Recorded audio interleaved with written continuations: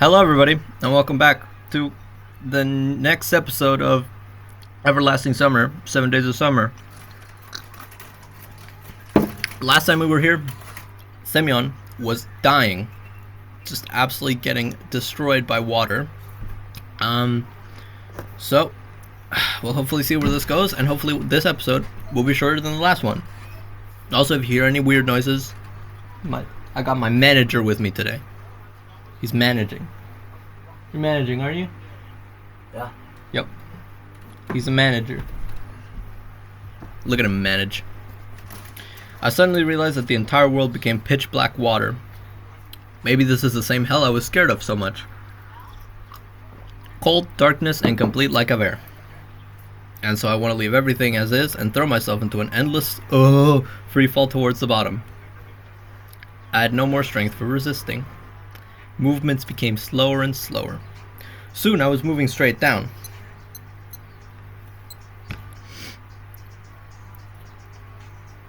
Nope. Look at that UI. That is a nice ass UI. And when I hit the bottom, I realized that I was just sleeping. I doubled over trying to cough up wet bitterness. I simultaneously wanted to breathe and to spit out what was lazily swaying in my lungs as quickly as possible. Wait. There's nothing in my lungs. Breathing was easy and non-problematic. It was just a little hot. It is also a little hot in here. I opened my eyes and immediately met someone's gaze.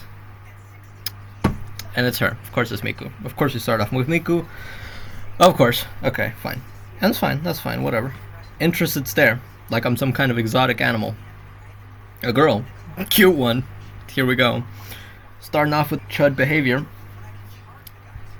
I noted mechanically. The most logical thing would be to smile at her, but I've always had problems with that. I had a feeling I knew her. We didn't actually know each other, but I swear I saw her somewhere. Maybe on the monitor screen? Maybe we met on the street? I mean, aquamarine eyes and a shade of hair that is referred to in print as cyan. I would definitely remember them if I ever saw them. And that's not to mention the exotic outfit. A clear imitation of Soviet pioneers. Does he know? Sorry, sweetie, but you're a bit too old to be a pioneer. We looked into each other's eyes for a few seconds before she nodded and, after drumming up a rhythm on the glass with her nails, ran away. On the glass? Wait, I'm in a bus? Yes, buddy. But I definitely remember... I remember what? I definitely remember that I got on the bus and went somewhere. Whether I arrived was a separate question. From some point, a black blind spot was gaping in my memory. Nope, and there's Alisa. It was summer outside. Summer! Not far from the bus, a second girl was waiting. A little taller than the first, also very beautiful, with copper red hair that shone fierily, that's not a word, in the bright sun. Cyan girl ran up to her and said something quickly, waving her arms while the redhead silently and a little condescendingly listened to her. Then answered something, and the cyan one laughed, somehow finally, crummingly, what's that? As only Asians can. All this time I've been sitting trying to get myself to move. I definitely wasn't crippled by paralysis, considering I managed to open my eyes. Both girls left, leaving me alone. A few moments later, movement abilities were returning to me. Finally, I managed to turn my head. Yep, that's definitely not the liaz I bordered. Armchairs stretched in pairs along the cabin, freeing a narrow passage in the middle, reminiscent of regular Icaruses from my distant childhood. And I'll be damned if this ain't an Icarus. I'll collapse into a chair. What? Yup, there he is again. Amazing. What? Yup. An Icarus. What the hell is going on? Say it fast. Some painted Asians, redheads, and nobody would even come help the damn cripple. No. It was unusually empty in my ears. The earphones fell out and were making a low noise somewhere on my chest. Catching the escapees, I tried to put them in place, but they, without even stopping, instantly fell out. Did they break? I examined them for damage, but didn't see anything.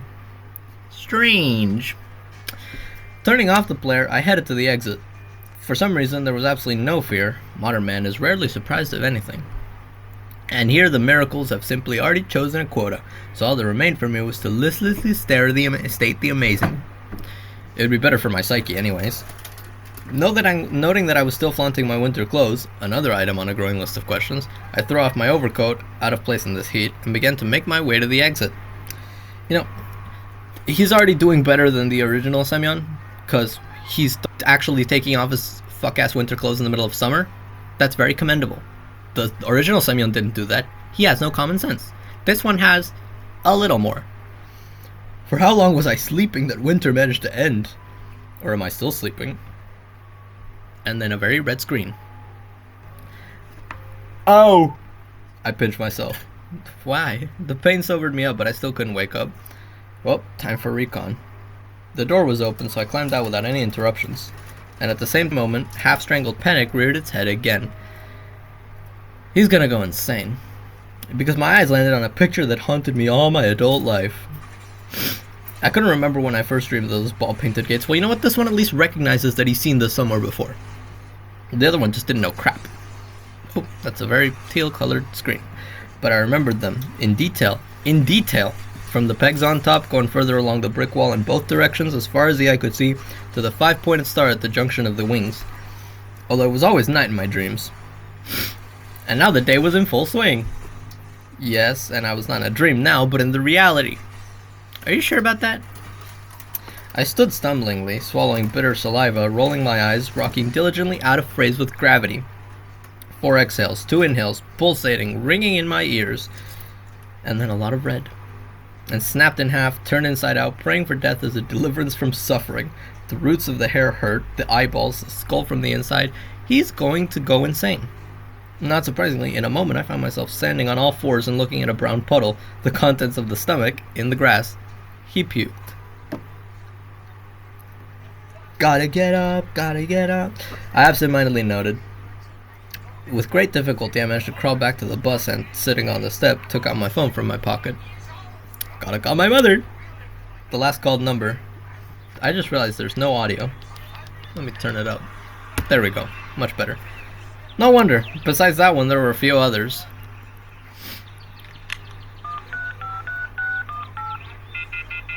What the? I took the receiver away from my earring, checked the reception quality, but instead of at least the minimum signal, there was a fat red cross on it. The operator's signal was lost. You need to describe it as fat, by the way. And then just some absolute gibberish. Profusely cursing, I slammed my fist on the bus.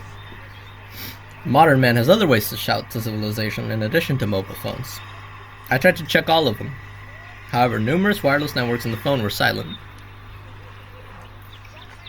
Even GPS. Completely in the open. That's a clue. God damn! Is this a joke? And then more red. A sharp pain in my temples was the last thing I felt before I fell into oblivion. Congrats. Nope. There's a girl. Are you gonna voice the girls? Later. Fuck. Okay.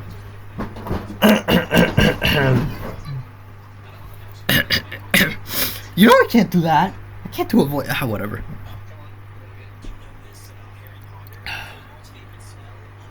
How am I gonna do this voice? Let's think about this. Okay, I got it.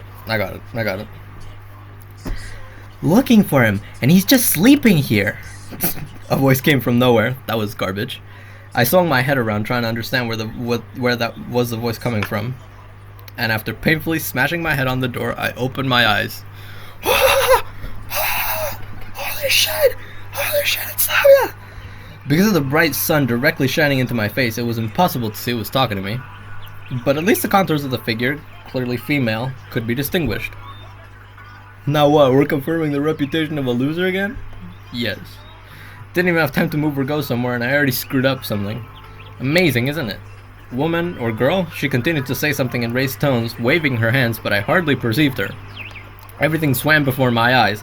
The noise in my ears obscured the sounds, and I, trying to get up, convulsively grabbed the doorstep.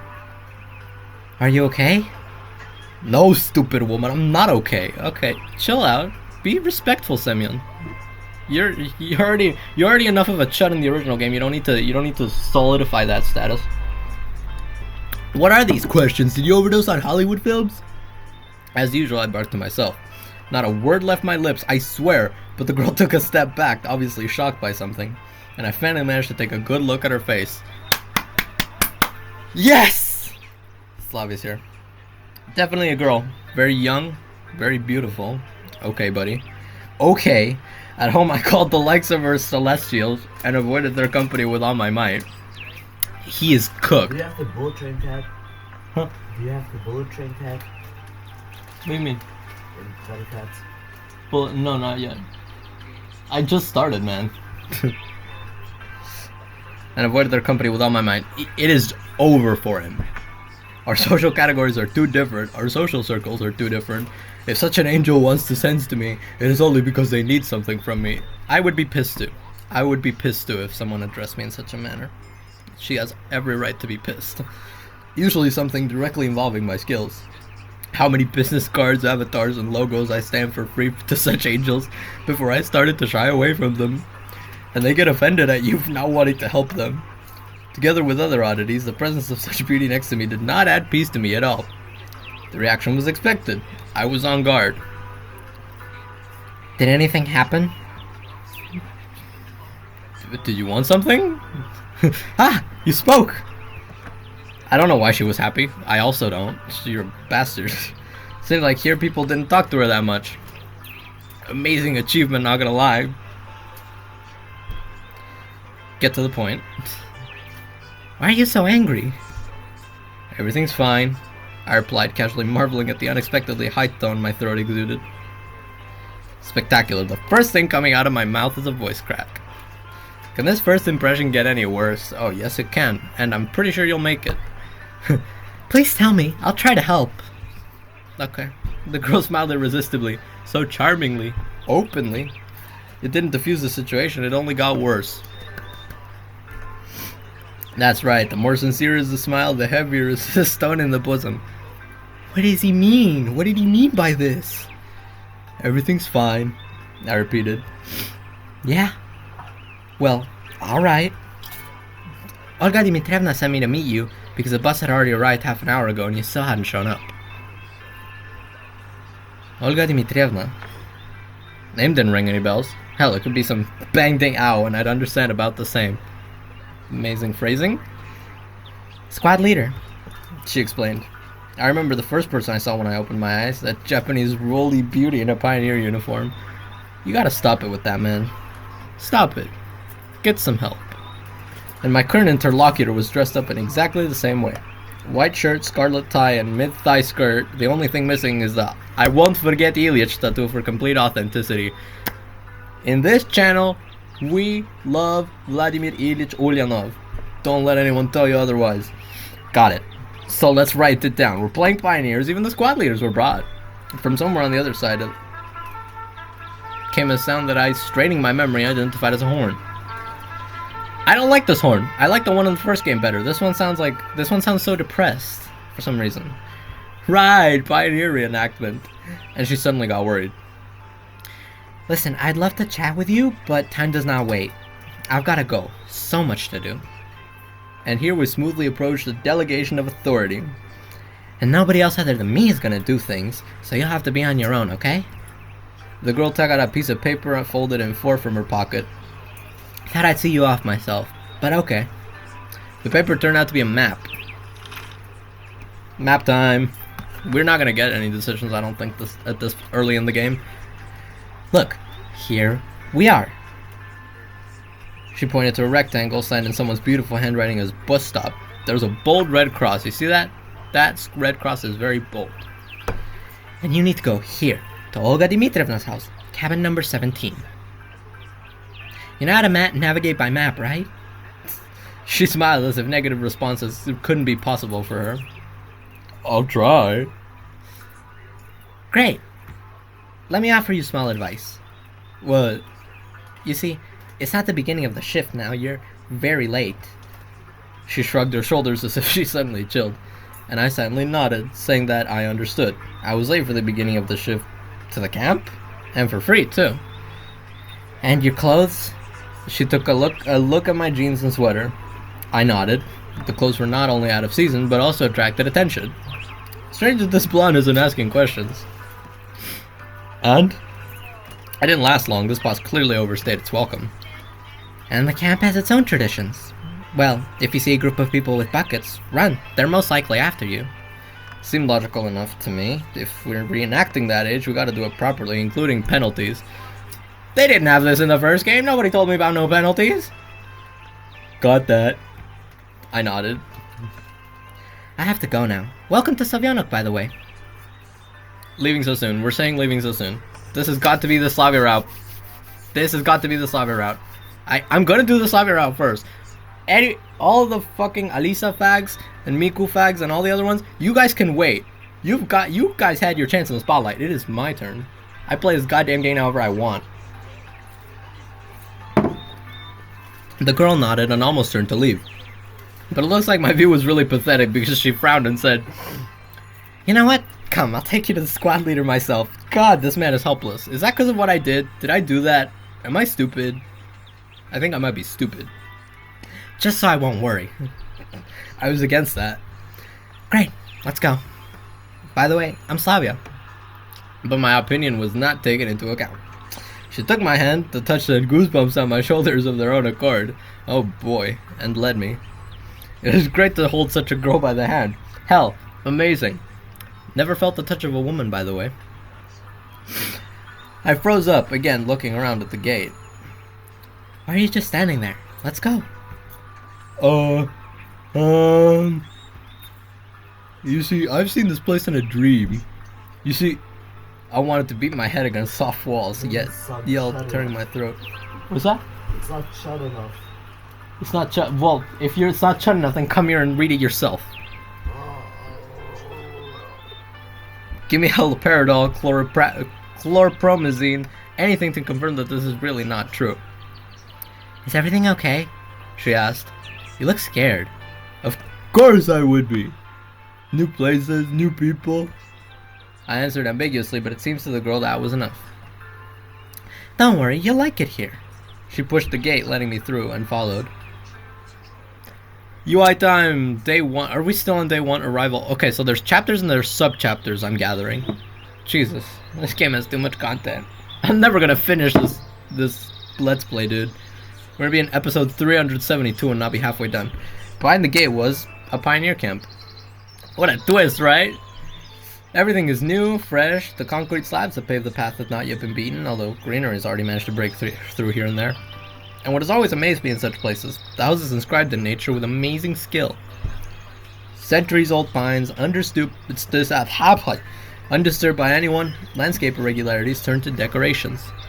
On either side of the path were some small buildings that looked equally shabby, but the one on the right was tightly closed, and the door was completely replaced by a fire shield with hooks, conical buckets, and a red fire extinguisher. The building on the left was more interesting. Judging by the sign, this is the building of hobby groups, or as the authors of that time pretentiously stated, clubs. I mean, it looks like clubs, man. What do you want me to say? Loud. More importantly, there was a girl. Another beauty in this unsettling place. Oh boy, yep, Lena. So far, this is all going about the same way that it would in the first game, just with an even more chuddy version of Semyon. You know, you can't help but feel not bad at all for him. Like, I almost feel bad, but then he pulls out some absolute garbage, and I'm like, nah, buddy, you're on your own. She smiled at my guide, but stumbled a bit when she caught my eye. She immediately looked down and blushed almost to tears. I'm serious, her eyes were glistening.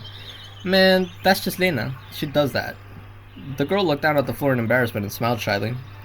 Did she smile at me? And then, without detecting a response, she hid her smile, leaving me to wonder if I didn't seem like it at all.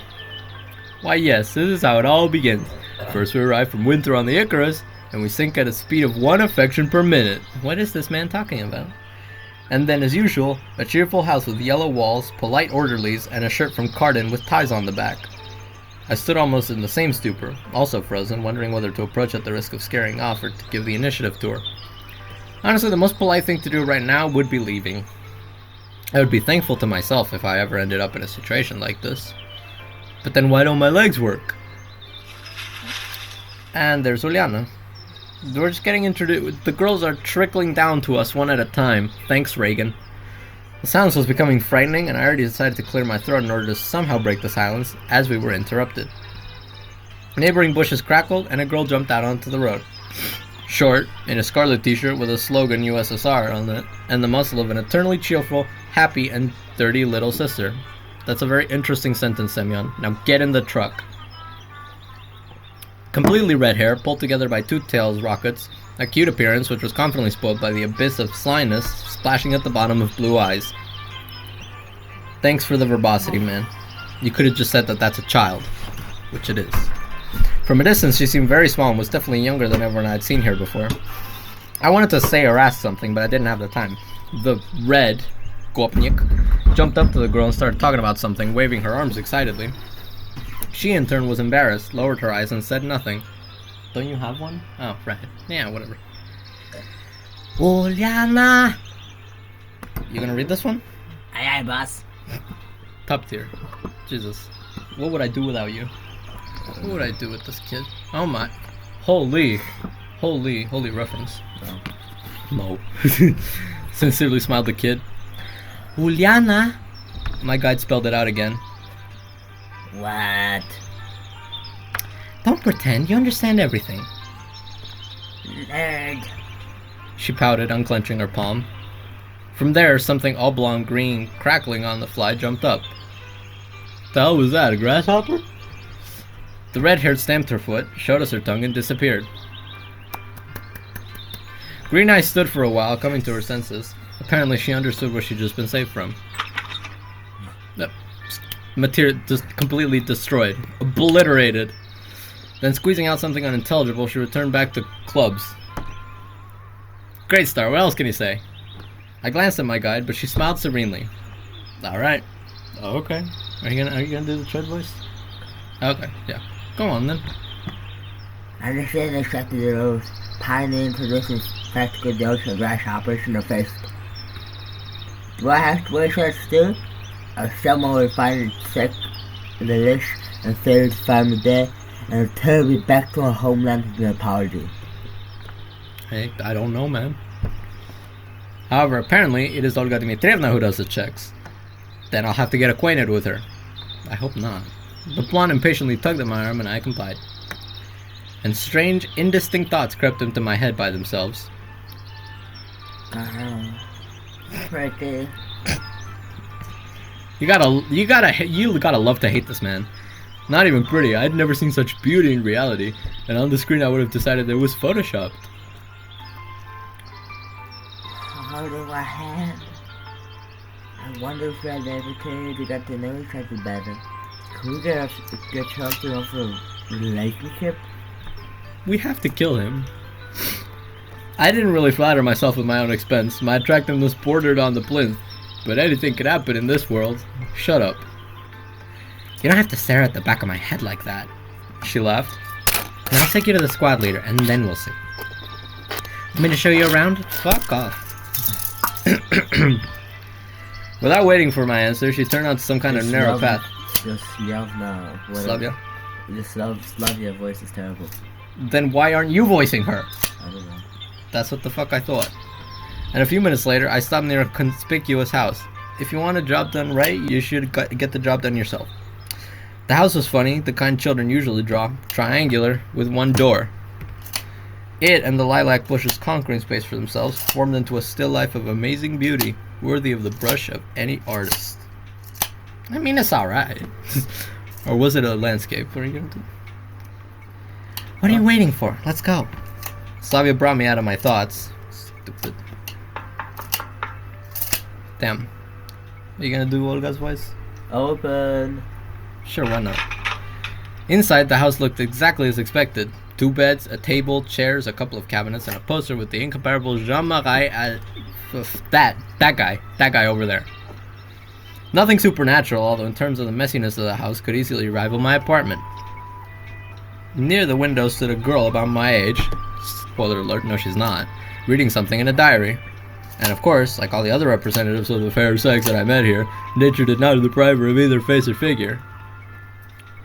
Down and see the thing. I'll be down in the company of beautiful ladies. If I will, of course. We have to kill him. Here you are. The bus came about an hour ago. Where were you all this time? Don't tell me you were sleeping. Well, yeah. Alright, sleepyhead.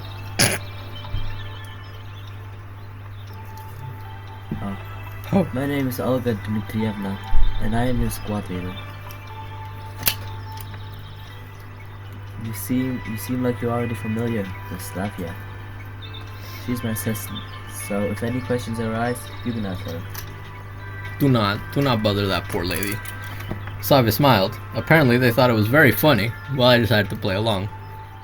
Squad leader, right? And I'm apparently a pioneer? Don't twist words. You are now a part of the squad. Thus must make an exemplary pioneer of you.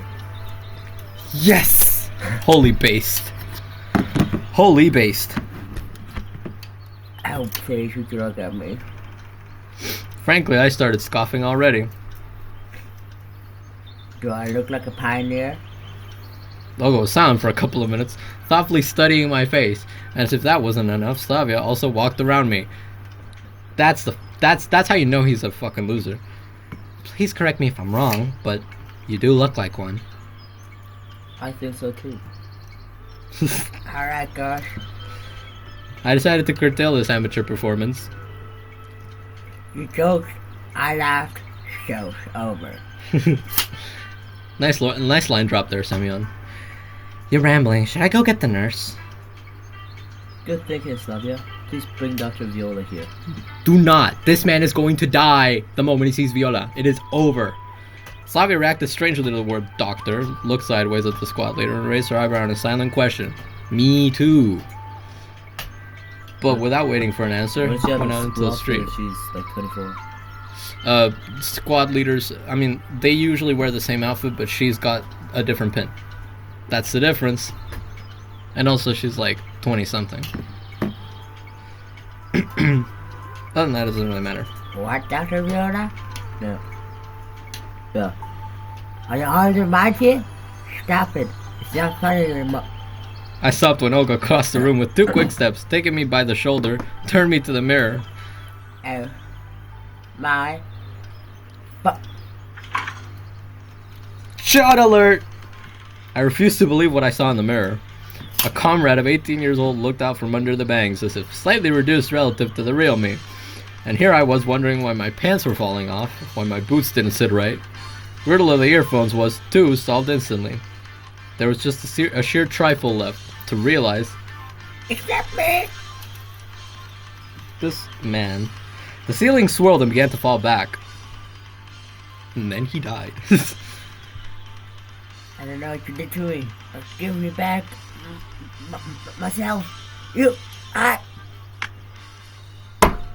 Destroyed. Finally, the floor jumped up with all its might hit me on the troubled head. Slavya, when is Violetta Tsarnovna coming? In 5 minutes, Olga Dmitrievna. She said she needs to grab some medicine. Only she would be faster. Only she'd be slower. I shook my head and tried to get up. Unfortunately, my strength completely left me, and all I could do was stare blankly at the ceiling. I felt something gently squeeze my fingers. It is over for this man. Please don't worry, okay? I already called the nurse. She's the best here. She'll instantly put you on your feet. Psh, boy, will she. Are you gonna do her voice? Pioneer, do not console the boy. It can damage his self-esteem.